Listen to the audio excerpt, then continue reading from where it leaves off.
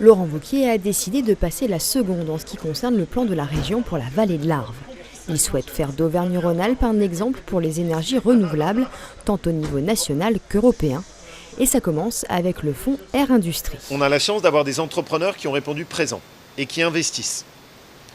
On vient de réaliser une première en France avec tout le travail de recyclage qui a été fait sur l'entreprise Laliar, qui est un cas unique en France, où on va bien au-delà des normes nationales, avec une récupération intégrale des poussières de bois qui étaient envoyées dans l'oxygène.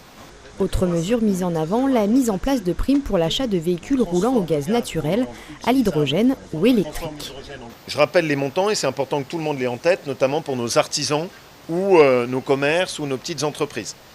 1 500 € de financement et de subvention pour équiper sa voiture existante en GNV.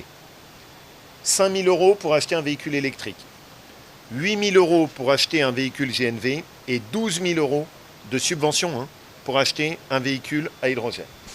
Donc on a à peu près 1000 véhicules qui sont des véhicules poubelles sur la vallée. L'objectif est de tous les transformer. Il a également évoqué le fonds Airbois pour les particuliers. L'aide de la région est passée de 1 000 à 2 000 €, ce qui a permis de doubler le nombre de dossiers. Enfin, Laurent Wauquiez a réaffirmé sa volonté de poursuivre le Léman Express jusqu'à Saint-Gervais. La région est prête. Nous, on est prêt à financer. Mais je le dis aussi clairement, j'en ai un peu assez d'avoir des ministres qui viennent, qui passent, qui se succèdent, qui d'ailleurs restent pas bien longtemps. Et à l'arrivée, on n'a rien comme annonce. Moi, j'attends de l'État qui nous cofinance sur ce qui est d'ailleurs sa responsabilité pour nous financer la partie de Saint-Gervais-Valorcine. On met la moitié. Je demande juste à l'État de mettre l'autre moitié, c'est quand même pas grand-chose.